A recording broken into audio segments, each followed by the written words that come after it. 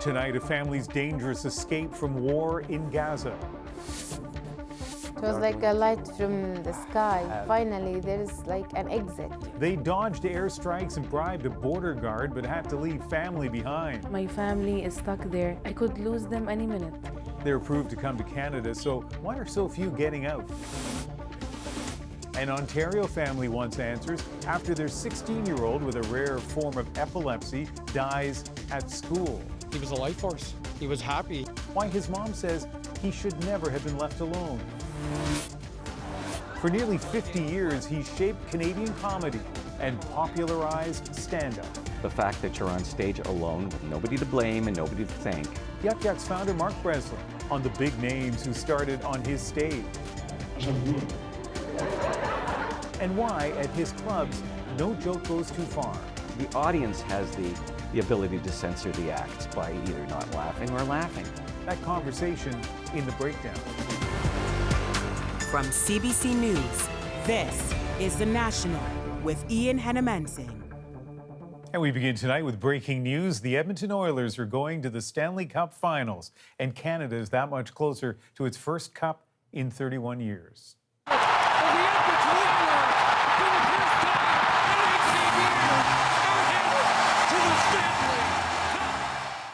The Oilers scored twice in the first period of Game 6 of the Western Conference Final. Dallas pushed back hard, finally scoring in the third, but it was not enough.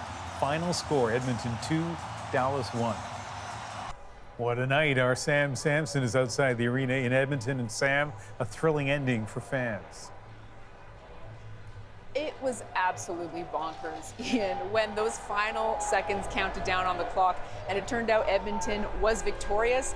It was just so much fun, honestly, the energy and everything. Here's how the game went down. Connor McDavid sets the tone for the game, scores the first goal of the game. Zach Hyman comes in not too long later, bringing Edmonton 2-0. A scoreless second period. Dallas avoids a shutout, gets one on the board in the third period, but that Edmonton defense holds so strong, and Edmonton Oilers were able to defeat the Dallas Stars 2-1 here in downtown Edmonton. And let me tell you, those fans celebrated. It's gonna be tough. I'm not gonna lie, but I could see them fighting. To be honest, we're gonna crush them. We're gonna crush Florida. We're Canada. We're Edmonton. We're everything. Of course, Florida, they will face the Florida Panthers in the next round, the final, as you mentioned. Now, tonight's win totally defeats an 18-year dry spell that the Oilers were trying to battle. The last time that they went to the final was 2006. Still one more dry spell to try to end by the Oilers. It's been 31 years since any Canadian team has won the Stanley Cup, so a lot of hope going into that Stanley Cup final against the Florida Panthers. Sam Sampson in a very happy Edmonton tonight. Well, turning now to other news and a daring escape from war-torn Gaza. A Palestinian family is safe in Ottawa tonight, but they're calling on the federal government to do more to help other Palestinians with ties to Canada get out. Canada does have a program allowing extended family members of Canadian citizens and permanent residents to seek safe haven here, but just a few dozen have actually made it. In fact, the government couldn't help the couple get out of Gaza with their newborn child. They had to bribe their way out. JP Tasker spoke with the family today about their escape and the agony of leaving so many in their family behind. Own Abu Sharar and his wife Haneen Al-Dahoudi have been through a harrowing ordeal. After months of dodging rocket fire with their newborn baby Sanad in tow, they slipped out of Gaza last month. It was like a light from the sky. Finally, there's like an exit. Own sister Abir is a Palestinian Canadian. She raised money to bribe Egyptian officials to let her family escape across the Gaza border. They're in Ottawa now, but still haunted by what they went through. It was really, really hard, like beyond explanation, giving birth in such conditions. Baby Sanad was born into war and disaster, just weeks after the October 7th attack on Israel. It was a challenge, just the whole night thinking of if something happened like near us, how I'm going to hold them and run.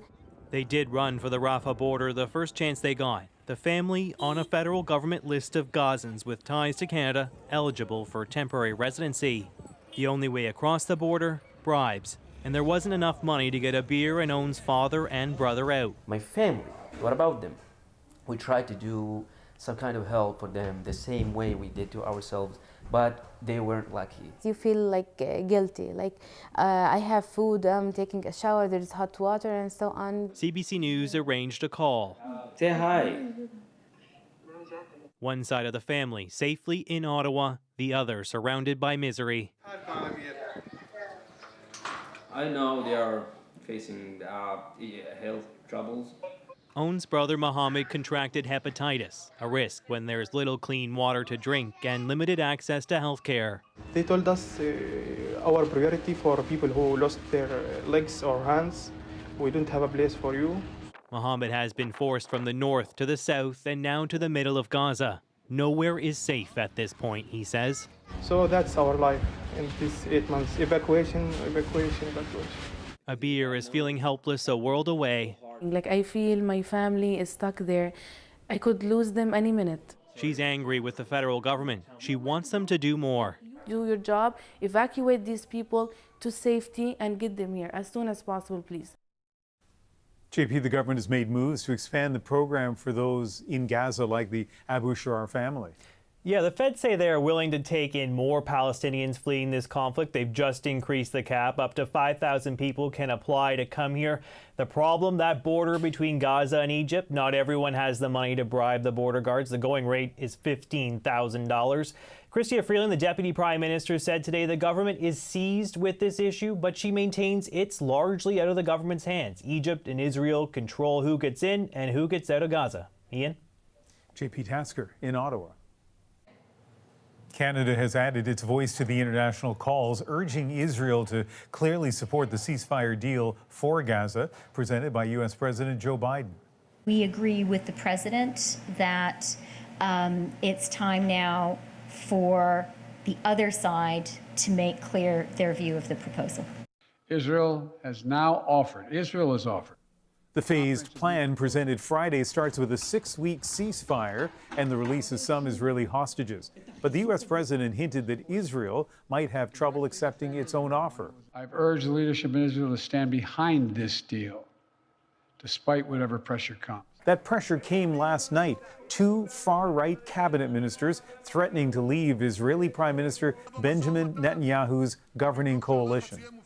Basically, the conventional wisdom in Israel is that he's not willing to enter any kind of deal because the minute he does, his far right will break up the government, which means we'll go to elections, which means he'll no longer be prime minister.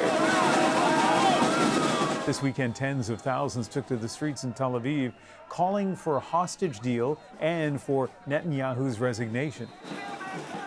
So far, his office has sent mixed signals confirming the offer, but also saying a permanent ceasefire without the destruction of Hamas is a non-starter. And with Hamas seeking conditions of its own, that leaves the status of the deal in doubt. An Ontario mother is mourning the death of her 16-year-old son. Landon Ferris had a seizure disorder and was found unresponsive and alone in a room at his high school. As Nicole Williams tells us, Landon's loved ones want answers and accountability. The family of 16-year-old Landon Ferris now living a nightmare. A grade 10 student at Trenton High School, his family and friends say he was joyful and sweet. He was a life force. He was happy. If he was here right now, you guys would have to shoo him away because he'd be trying to hug you. But almost 3 weeks ago, Landon was found in a room at the school alone and unresponsive. Landon had Dravet syndrome, a rare type of epilepsy that can cause sleep-related seizures. His family says they warned the school that Landon couldn't be unsupervised, especially while sleeping. His mom watched over him every night to make sure he woke up safely. And she needed to protect him. And she did an amazing job protecting him for 16 years. But he's not there to sleep with anymore. In a statement, Lyndon's mom wrote, "He was literally a light in every room. I'm devastated and in the dark without him. He kept me soft-hearted even when I was mad at the world." The family wants answers from the school board, which would only confirm there was an emergency at Trenton High School and a student later died. We have very little information. What we do know is that Landon was left alone in this room for some time. We don't know how long, but presumably for some time. His death sparking outrage from fellow parents and advocates who say what happened was a direct result of the province's deeply underfunded education system. A child like Landon should have a one-on-one with him at all times, and there's children all over the province that should have a one-on-one with them at all times. Ontario's chief coroner is investigating. Advocates are calling on the Ministry of Education to conduct an investigation of its own, saying no child with disabilities should ever go without their needs met. Nicole Williams, CBC News, Toronto. Dramatic images tonight out of Istanbul showing the moment an apartment building suddenly collapsed. Security cameras capturing the chaos as the 5-story building toppled. One person was killed, 8 others survived after being pulled from the rubble. It is not clear what caused the collapse, but the 36-year-old building didn't meet safety codes. In Ohio, at least one person is dead and more than 24 are injured after a mass shooting. We outside enjoying ourselves, the next thing you know, we running for our lives. That fast, like that fast. It happened just after midnight at a birthday party. Police say someone drove by, started shooting, and partygoers may have returned fire. The motive still unknown. Donald Trump says he's okay with whatever his punishment may be following his historic criminal conviction, but he warns it may not go over well with the public. As Katie Simpson shows us, that warning is concerning to critics. We are very thankful to the former president for giving us so much time. He gave us 90 minutes yesterday. The weekend team at Fox News largely went easy on Donald Trump, gently asking whether he's prepared for the possibility of house arrest or prison time. I'm okay with it. I saw one of my lawyers the other day on television saying, "Oh no, you don't want to do that to the president." I said, you don't beg for anything. You just the way it is." While he may seem relaxed, Trump warned Americans could react differently. I don't know that the public would stand it. I'm not sure the public would stand for it. At a certain point, there's a breaking point. Trump's political opponents seized on his language, accusing him of using harmful rhetoric. This is clearly Donald Trump once again inciting violence, potential violence. The Trump team is downplaying concern, saying the best way for supporters to protest is to vote Trump in November and to keep flooding the re-election campaign with cash, according to the head of the Republican National Committee who spoke with CNN. And in 48 hours after Donald Trump's verdict was read, our campaign and the RNC raised $70 million in digital fundraising. This is small dollar donations. 30% of that money came in from people who had never once donated to Donald Trump. Some Republicans remain confident the guilty verdict won't hurt Trump's re-election chances. Americans are going to come back to the issues that affect them because this trial outcome doesn't affect them. Trump will be sentenced July 11th, days before he formally becomes the Republican presidential nominee at the party's convention. Contingency plans are being made in case Trump's freedoms are restricted. It really doesn't matter whether it's from Trump Tower in Manhattan, whether it's from Mar-a-Lago, whether it's from our convention in Milwaukee, Wisconsin. We will nominate Donald Trump as our Republican nominee, and that's what ultimately matters. Katie, Trump's legal team says it will appeal the guilty verdict, and how that goes could affect Trump's other criminal cases. Yeah, it could really put Trump in a difficult position. He still has those 3 criminal trials to go. And if there's a guilty verdict in any of those cases, his punishment could end up being more serious because he has a prior criminal record. So that is an added pressure his legal team is facing as they try to get this conviction overturned. It's still unclear if or when Trump's other cases will actually head to court. It's not expected to happen before the presidential election. Ian. Katie Simpson in Washington. After days of accusations and warnings, the cross-border balloon battle between North and South Korea seems to have deflated, at least for now. North Korea has sent hundreds and hundreds of balloons carrying tons of trash into South Korean territory. Retaliation, it says, for balloons carrying anti-Pyongyang messages sent from the South. After another weekend barrage, the North says it has stopped, warning it will send more if it sees any more balloons. But South Korea has a warning of its own. Sick of cleaning up the mess, it says any more trash balloons will be met with, quote, unendurable measures. That could include blaring things like anti-North Korean broadcasts and K-pop from loudspeakers along the border. You're looking at images from China's Chang'e 6 lunar lander as it touches down on the far side of the moon. China is the only country that's made it to that region, which is always facing away from Earth and has terrain that makes communications difficult. The lander is expected to collect samples and return them to Earth. As more Canadian schools face overcrowding, some provinces are turning to prefabricated classroom expansions to ease the strain. CBC News got a first-hand look at an advanced new model. But as Deanna Sumanag-Johnson explains, some already have concerns about this idea. For school districts that don't have enough space for a booming student population, they may be the perfect solution. Schools take years and years to build, but this prefabricated expansion started in January will be ready to welcome students by September. These need to be built now and as quickly as possible, but at the same level of quality that a regular build would have. Unlike old portables, the new modular structures can have heating, air conditioning, washrooms, and common areas. Prefabricated elements like wall panels are manufactured off-site, then assembled on the school site, cutting construction time and costs. The latest technologies I have seen, they are not only high performance, but it's also resilient and could stay on as long as the school is there, as long as it's needed. But they're not a perfect substitution. In the UK, fears about structural failures connected to a specific manufacturer shut down a number of them. Some had to be demolished before they ever opened. It's the places where you create these shared experiences. This urban planning professor says prefab or modular schools can be a good option, but there's a vast range of quality. Prefabrication is not a panacea. And I think we need to be doing detailed studies of the manufacturers, of the suppliers, of their track record, of the buildings that have been built, how they've aged, how the wear and tear, to really make sure that they work. School districts turning to prefab school expansions also concern some parents. What we're doing is pushing our problems down the road. Like, we still need schools. And so when you build prefabs, you're taking up existing field space, playground space.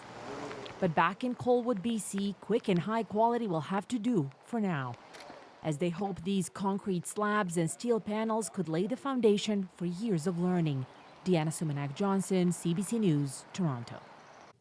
Winnipeg's Pride Parade was disrupted by a group of protesters today. Demonstrators blockaded the parade for about 20 minutes with a wide range of demands, including for organizers to prohibit police from participating in the parade and refusing corporate sponsorships from companies which support the war in Gaza. A retired Canadian has found herself in a fight with a group that's supposed to protect senior citizens.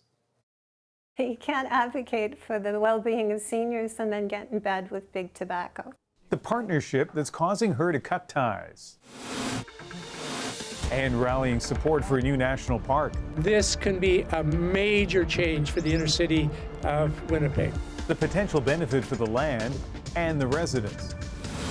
Hey. Plus a missing dog found with a little help from his friend. The second he saw me, he started to cry. We're back in 2.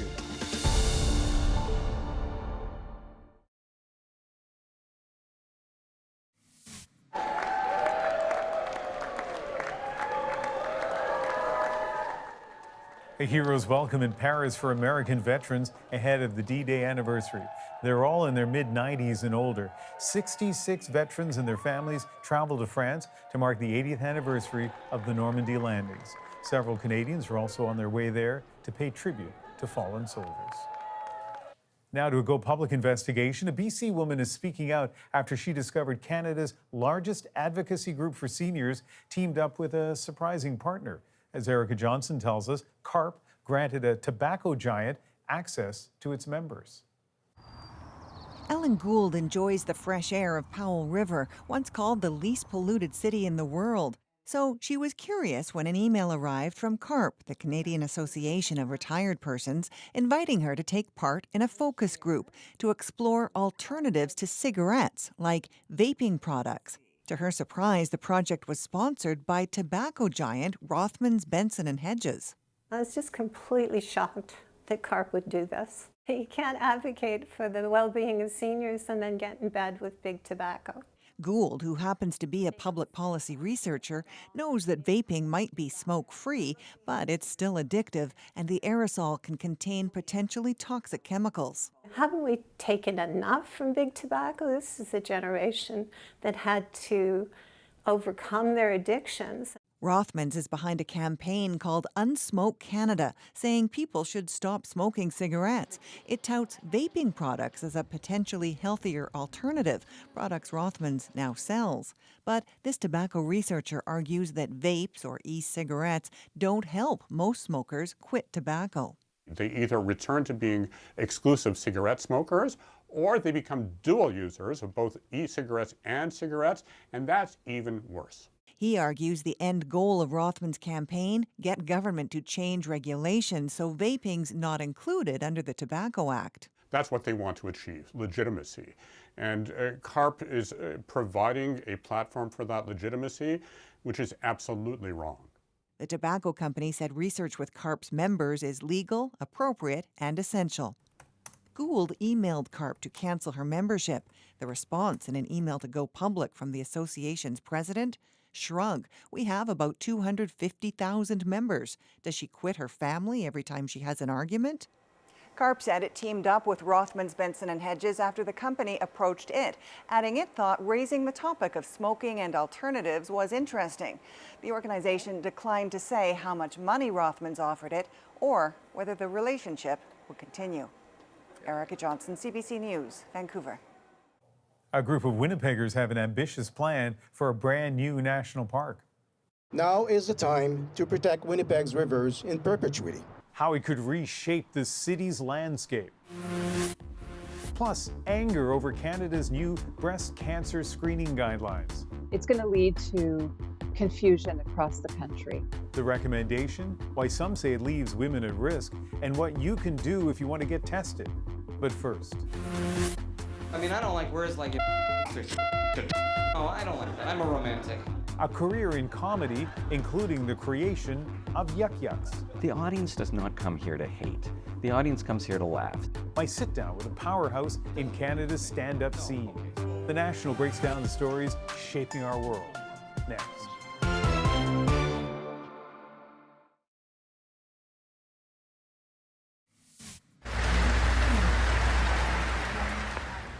Metro Vancouver is under a rainfall warning. Some areas could get as much as 60 millimeters of rain by tomorrow morning. Environment Canada warns that these heavy downpours could lead to flash floods and pooling on roads. A group of Winnipeggers are pitching an ambitious idea, a massive urban national park on some of the city's long ignored lands. But Cameron McIntosh shows us it is not an easy sell. Right in the middle of Winnipeg, the junction of the Seine and Red Rivers sits little used, mostly forgotten. An ambitious proposal could see it become the focal point of a new national urban park. Look forward, 50 years forward, and imagine what the rest of the places around us, up and down the rivers, could look like. Urban planner Jean Trottier is leading a community group trying to reimagine Winnipeg's rivers. Now is the time to protect Winnipeg's rivers in perpetuity. The idea would center here, Point Douglas, some of the first land ever really developed in Winnipeg, now an abandoned industrial site. This all would be reclaimed as the center of a national park that would stretch out along the banks of 3 rivers. In all, about 10 kilometers of green space would be incorporated into the proposed park. Parks Canada has committed itself to establishing 15 national urban parks by 2030. Toronto's Rouge National Urban Park was the first to be established in 2015. The Winnipeg proposal so far is community-based. Former Manitoba Premier Gary Dewar among some leaders trying to pull together support. We can land this project, and it relies on the community. It started with the community.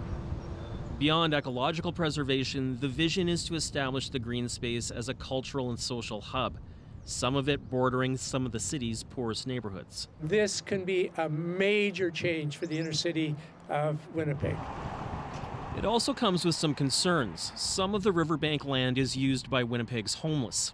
advocates are looking for assurances they won't be displaced. That's a critical component of how this should proceed. Trottier says the plan will include space for everyone, with a hope a national park draws more resources to the community. It's really a matter of bringing it all together. A bold vision that may take decades to fully realize. Cameron McIntosh, CBC News, Winnipeg. Now let's dig deeper into the stories shaping our world. The latest guideline to keep Canada's breast cancer screening age at 50 faces backlash. I'm concerned and I'm disappointed. But first, comic legends honed their acts on Yuck Yuck stages, thanks to co-founder Mark Breslin. This is stand-up comedy done right. After nearly 50 years, the jokes remain uncensored. I love the idea of being able to say what I wanted to say, when I wanted to say it. I sat down with Breslin at Yuck Yuck's Comedy Club in Toronto. So 45 years or so. I mean, 48 years. 48 years, that's a long time. A lot of people have been on your stages. Yeah. I want to mention some names and just tell me, you know, what you think or some reflections on them, but people who have been on Yuck Yuck stages. Norm Macdonald. Norm was such a great comic. He was really a comics comic. And the thing that's really interesting about Norm is he was fully formed when he went on stage, and that's not usually the case. Usually it takes years before a comic can call himself professional. Howie Mandel. I loved Howie from the get-go, and here's why. Howie is shameless, and his shamelessness seemed to be a real development in what we see ourselves as Canadians. Canadians generally, certainly at that time in the 70s, and even still, we see ourselves as being kind of polite, kind of reserved. And he would come on in a diaper and just, you know, scream at the audience. And it was so liberating to see that. I said a feet, five, four, fum. I wish I was a bongo drum. Bum, bum, bum, bum, bum, bum. Jim Carrey? So Jim started out as an impressionist. Now, I'm not a huge fan of impressionists, and I didn't understand why a 17-year-old kid would want to be Rich Little. We were looking for Lenny Bruce. We were looking for the next George Carlin. We weren't looking for a Vegas-style act. But I couldn't deny the response that the audience was giving him, standing ovations and everything. There were huge lineups whenever we would advertise that he would be at the club, and he was still in his infancy in a sense. So I like what Jim did when he moved to Los Angeles. He broadened out his act. I mean, he's certainly one of our most illustrious alumni. I mean, I think there's no art form that's tougher than stand-up comedy. You know, you can be a musician and have, like, the music you're playing almost hide behind that. Theater, you're reading somebody else's lines. But improv and stand-up, it's just you up there in front of an audience, and when you die, everybody can tell instantly. Well, this is why I'm drawn to it, because I really am a very staunch individualist in many, many ways, and the fact that you're on stage alone with nobody to blame and nobody to thank gives it a purity of vision that I really adore. And remember, I did this myself for 20 years. It doesn't really offend you at all. No, okay. So that if I said to you the C word,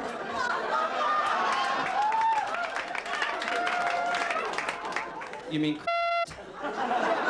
like in what a is that what you mean? See, I could have asked other more embarrassing questions. But it's true. I mean, I don't like words like no, I don't like that. I'm a romantic. So I love the idea of being able to say what I wanted to say, when I wanted to say it. That's why we've never believed in censorship at my clubs. Yeah, so let's talk about that for a moment. You famously or infamously, you don't believe in censorship, but is there a line that you would not allow one of your comics to cross? Absolutely not. So a comic could come up here on amateur night and make a joke about the Holocaust? Sure. Really? Of course. Well, you're forgetting the fact that, I don't know when it was, but we did a festival of Holocaust jokes very early on. I did not know that. Are you serious? Yeah, it's not exactly a famous thing. But sick humor is what you need for a sick society, for a sick culture. And I do believe that the culture we live in is kind of sick. And the only response to it is to own that sickness. And so what if the comedy seemed to be hateful or like made fun of people who were sitting here and made them uncomfortable? You're talking about my act now. It all depends on the audience laughing. If the audience doesn't laugh, then it doesn't go on stage for very long. We wouldn't promote somebody who didn't get laughs. The audience does not come here to hate. The audience comes here to laugh. So, you know, the audience has the ability to censor the acts by either not laughing or laughing. And if they're laughing, it's probably within the realm of acceptability.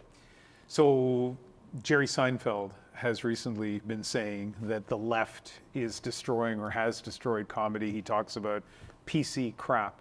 What do you think of that?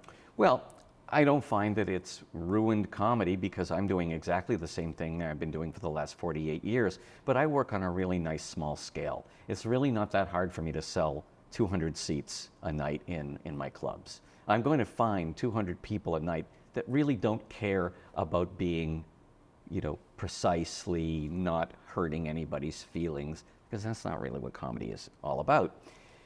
So what Jerry is talking about, of course, are much bigger concerts and things like that. But there's always been censorship. There's always been a problem. It's just that the targets have changed. When I first opened up, 1976, 1978, people were appalled and would leave. A third of the audience would leave because of the language.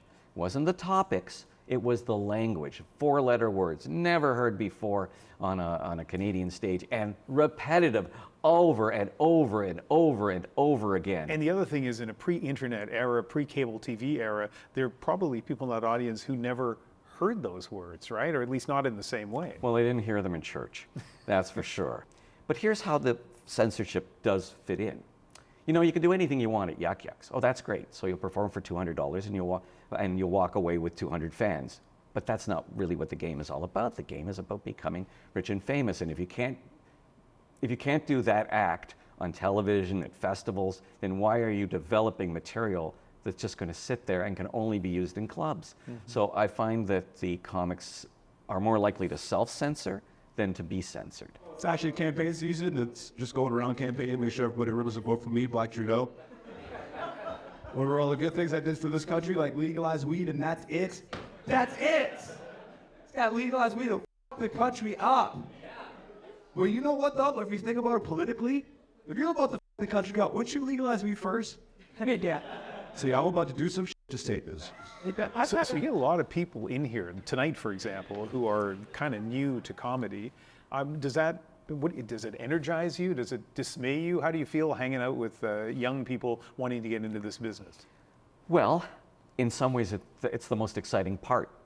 Do I really need to see Russell Peters and tell him how to do a joke? I don't think so. But it's really gratifying to be able to watch people just try to find their voice and stumble and fall and pick themselves up again and try something a little different. I love that part. And I think over the next year, you will see the number of bookings you get from us improve and expand exponentially. All right? What do you hope the legacy of Yuck Yucks is, the brand awareness? When people hear Yuck Yucks, what do you want them to think? I want them to think that this is stand-up comedy done right. And there's a lot of things you do to make it happen right, like the room is kind of perfect. In fact, I always joke to my franchisees, my potential franchisees, if you build the room properly, you won't be able to do anything else but do stand-up comedy. Because can you imagine having dinner? It's a dark room with no windows. Everything is directed towards the stage. That's really important. The ceiling is nice and low. That's important because it creates intimacy. Look how close the chairs are to each other. Mm-hmm. People are practically sitting on each other's laps, which is a different kind of club. But that's really important because, you know, laugh and the world laughs with you. So you want to have, it's like kindling. Somebody laughs, everybody's around you, they laugh too. The chairs, not too comfortable. Don't want them to be too comfortable. You want people leaning forward, not leaning back. We once had a club where we kind of inherited big tub chairs like you would see on a cruise ship. And it didn't work. You could actually tell the difference in the amount of laughter that came. We got rid of those chairs. We put in, you know, these kinds of chairs, and yeah, you got more laughs. The sound has to be perfect. this is ultimately what they're paying for. I mean, you talk about this venue like a musician would talk about a concert hall. Like, it's really interesting, your perspective on that. But was it 48 years, you said? Yes. A lot of people are discovering comics now on Instagram. And some of those comics can just leapfrog clubs, presumably, and festivals, and just book a place on their own based on Instagram fame. How long will that last for them? I don't know. That's the problem. Yes, they'll be able to do that once, twice, but they're one-hit wonders. And because they don't have the ballast to back it up and the experience to back it up, they're not going to be in the business for a very long time. And you can see this happening all the time. Podcast people or internet people who are comics, they sell out a room, their fans come, and then their fans are horribly disappointed because they can't do what they do on TikTok live. And if they try something else, they don't have the experience to do it. So it kind of falls apart. There's just no reason why anybody would want to do this unless they had a career that would last 30, 40 years. That's what you're looking to do. You're looking to do this for the rest of your life. Well, it's been an extraordinary achievement, and as I say, a well-known Canadian brand that's been going on for a long time. Really nice speaking with you. And with you, Ian. It's also an inexpensive, I mean, maybe undervalued art form. I was looking at the tickets for the various shows at Yuck Yucks in Toronto next week. Not a single ticket over $30. Canada's new breast cancer screening guidelines are facing criticism about the potential impact on patients. They're much more likely to need chemotherapy, more extensive surgery. Why many doctors say we need to rethink the recommendation.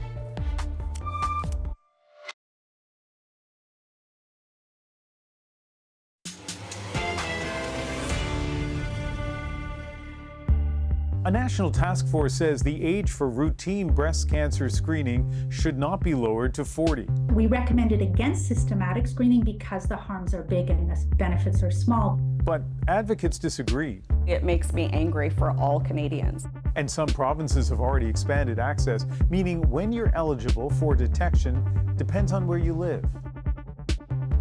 This may have left you confused about when is the right time to get screened, so let's bring in someone who can help. Dr. Jean Seeley is a radiologist and the head of breast imaging at the Ottawa Hospital.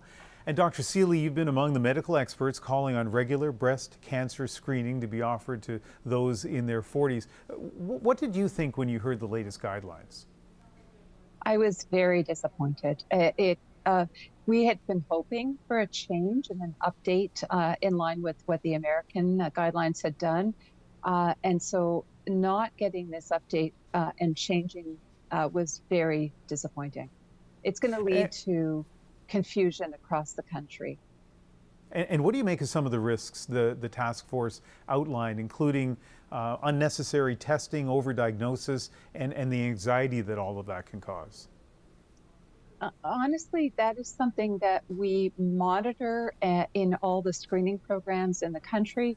We carefully measure how many abnormal recalls, which they have called false positives, and that should really be a manageable level. And this is what we've done in Canada for the last 25 years for screening programs. So it is a risk, and I think women should be aware that they could be recalled for additional testing.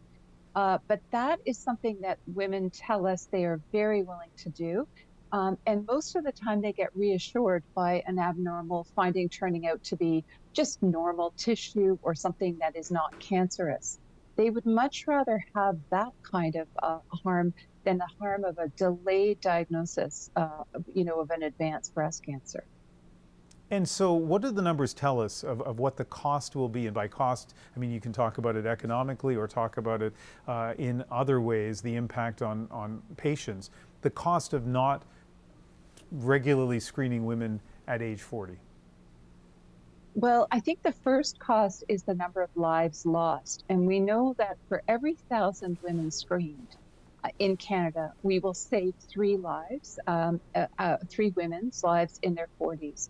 And if you translate that using modeling data for Canada, that's a whopping 770 women's lives per year that could be lost if we don't screen them. So that's the first cost. And The other one is the cost of treatment. So when we diagnose a breast cancer, not through screening, but because of symptoms, what happens is that they are more advanced stage at that diagnosis. And that means they're much more likely to need chemotherapy, more extensive surgery, and they'll have to undergo treatment for a longer period of time. Unfortunately, that costs millions. And we just completed a preliminary study looking at the cost for not screening women in their 40s and estimated that this would cost the Canadian healthcare system $460 million. So it's a cost to loss of life, but also to our public healthcare system. All right, so here's a key question. I'm sure there are a lot of women watching who would like to hear the answer to this. When is the right time for someone to ask for a routine screening? Well, and a one-size-fits-all is not the best approach, because we have some women who are at high risk and they should start screening in their 30s. But for the average risk for a woman, it should be starting at age 40, at least being invited to a screening program and undergoing the invitation to screen every year, and then continuing on so long as they are in good health. And we would recommend screening beyond age 74 if a woman has a life expectancy of 7 or more years. There are people out there, as you know, who don't have a family doctor, who probably don't engage the healthcare system very much, particularly when they're younger. How do people find out if they're at high risk? So this is one of the reasons why starting screening by referral to a program avoids that barrier of waiting to have a family doctor refer. And that's one of the reasons why we've been advocating so strongly to start screening at age 40. But if a woman is at high risk, she needs to be evaluated with her risk factors. And that really does require a family physician to help identify what some of those risk factors are. They might be a strong family history, previous history of a benign biopsy, or other factors like carrying the genetic mutation for the BRCA gene and other genes. And they would really need to be referred in for high-risk screening. This really should be done with a healthcare provider that is qualified. And so this is an issue that we face in Canada, but any woman should be able to get access to screening if she is eligible. And that would start at age 40 for most women, and it would start even younger for high-risk women. I will also add that women who are not white are more likely to get breast cancer in their 40s. And this is another reason why these guidelines are so problematic, because they don't consider the higher risk of getting breast cancer in the 40s in women who are not white. So Black, Asian, and Hispanic women, Indigenous women are more likely to get breast cancer in their 40s, and right now are paying a penalty of being diagnosed at a more late stage. And that is something we're really trying to avoid. Dr. Seeley, thank you very much for speaking with us. Thank you very much for having me. Coming up, a missing dog in a tight situation. And when I saw those two little ears, I fell apart. The rescue next in our moment.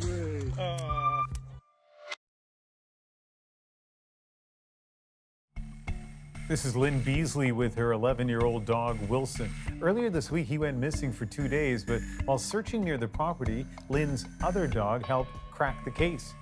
The other dog was fixated on a pipe by a drain down a 6-meter slope. Tonight, the difficult rescue and subsequent reunion makes our moment. I honestly thought there was an animal in there. I still didn't think it was Wilson. So I crawled under and I could hear some scratching. And then I thought I heard a whimper. And I saw these two little ears. And the second he saw me, he started to cry. And when I saw those two little ears, I fell apart. So I called neighbors. They all came within seconds. And they got the fire department involved. Coming? No one could really fit in the spot. So I said, well, I'm skinny. I probably would be able to fit in there. I went in face first, like with my hands above my head, like pretty much dived into this little culvert. Here, let's unhook his feet here. And then got to the dog, calmed him down. You could tell he's scared. Yay, Wilson! So we got pulled out and got to the very end. The dog was happy. Everybody was happy. Thank you, Andrew. Oh, Andrew really saved the day because he was the one who fit in. I knew they were going to save him, but it's not until, like, once I saw him and saw him free, it was just overwhelming. I mean, aspiring Disney screenwriters alert, the 1-year-old dog found the 11-year-old dog and brought help there. What a fantastic story. Thank you for being with us. You can watch anywhere, anytime on the free CBC News app. I'm Ian Hannah-Mansing in Vancouver. See you tomorrow night.